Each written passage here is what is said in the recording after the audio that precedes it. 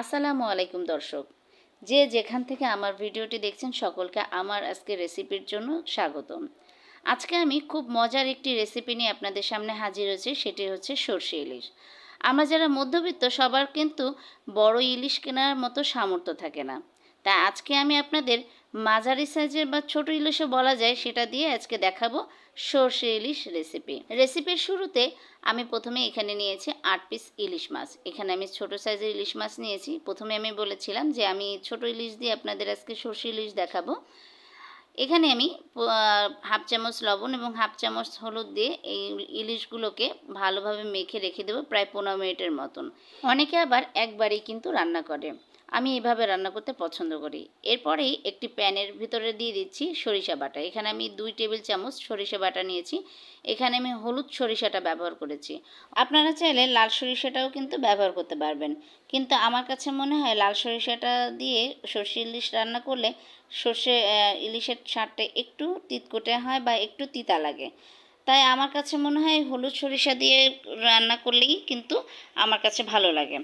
আরও যা যা অ্যাড করেছি তা হচ্ছে 2 টেবিল চামচ পরিমাণ পেঁয়াজ বাটা, হাফ টেবিল চামচ পরিমাণ রসুন বাটা। এখানে আমি আদা ব্যবহার করব না।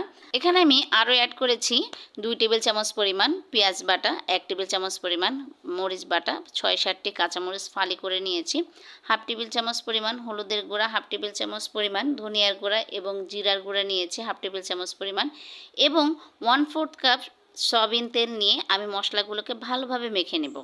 এরপরে সেই হলুদ এবং লবণ দিয়ে মেখে রাখা মাছগুলোকে সেই মশলার ভিতরে দিয়ে ভালোভাবে মেখে নিব, যাতে মশলাটা মাছের প্রত্যেকটা অংশে যায়, এবং 20 মিনিটের জন্য এটাকে রেস্টে রাখবো।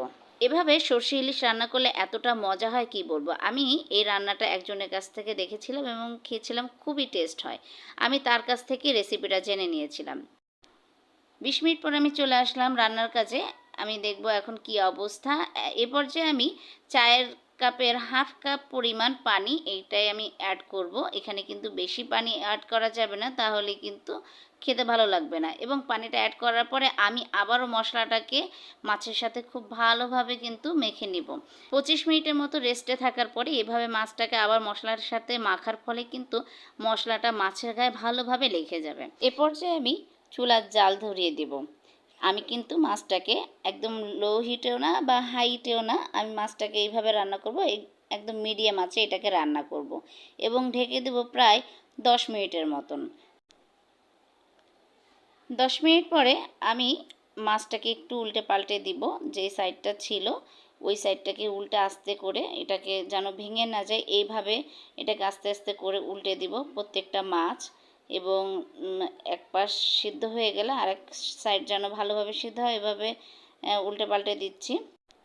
আমরা বাঙালিরা মাছ খেতে কিন্তু খুব পছন্দ করি, আর ইলিশ মাছ তো আমাদের জাতীয় মাছ, এই কথা তো বলাই যায় না। আমরা যারা মধ্যবিত্ত তাদের কিন্তু সবসময় কিন্তু বড় ইলিশ কিনে খাওয়ার কিন্তু সামর্থ্য হয় না, আমরা এই সাইজের মাছ খেতে কিন্তু বেশি অভ্যস্ত। এই পর্যায়ে প্রায় 1.5 টেবিল চামচের মতন দিয়ে দিচ্ছি সরিষার তেল। আর এই সরিষার তেলটা এই পর্যায়ে দেওয়ার ফলে কিন্তু মাছের টেস্টটা কিন্তু আরও বেশি চমৎকার হবে। সর্ষে ইলিশ থেকে কিন্তু চমৎকার একটি স্মেল পাওয়া যাচ্ছে এবং মনে হচ্ছে আমি এখনই খেয়ে ফেলি। আমি আরও একবার মাছটাকে উল্টে দিচ্ছি। সাবধানে কিন্তু উল্টাতে হবে, যেহেতু মাছটা কিন্তু প্রায় সেদ্ধ হয়ে গেছে এবং রান্নাও কিন্তু আমার প্রায় শেষের দিকে, তাই যাতে ভেঙে না যায় সেইভাবে কিন্তু খুব সাবধানে মাছটাকে উল্টে দিতে হবে আরও একবার। এবং মশলাটাও কিন্তু মাখা মাখা হয়ে গেছে, আর একটু আমি প্রায় আরও 5 মিনিটের মতো এটাকে হালকা হিটে কিন্তু এটাকে রান্না করব। আমার মনে হয় এই রেসিপিটা জিভে জল আসার মতন একটা রেসিপি। আপনি একটা মাছ এবং একটু ঝোল দিয়ে কিন্তু 1 প্লেট ভাত অনায়াসে সাবার করে দিতে পারবেন। আমার রান্নাটা একদম শেষ হয়ে গেছে এবং চুলাটা বন্ধ করে দেবো, এবং বন্ধ করার পরে একটু মাছটাকে নেড়ে চেড়ে উঠিয়ে ফেলবো এবং একটি প্লেটে মাছগুলোকে সুন্দর করে পরিবেশন করব।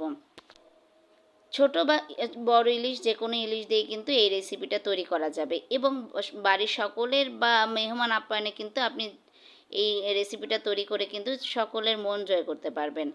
যারা আমার এই ভিডিওটা ফেসবুক থেকে দেখছেন অবশ্যই আমার পেজটাকে ফলো করে রাখবেন এবং লাইক, কমেন্টস এবং শেয়ার করতে ভুলবেন না, এবং যারা ইউটিউব থেকে আমার ভিডিওটা দেখছেন অবশ্যই আমার চ্যানেলটাকে সাবস্ক্রাইব করে রাখবেন এবং কমেন্টস করতে কিন্তু ভুলবেন না যে আমার রেসিপিটা কেমন হয়েছে, এবং লাইক তো করবেনই এবং শেয়ার করতেও কিন্তু ভুলবেন না। আল্লাহ হাফেজ।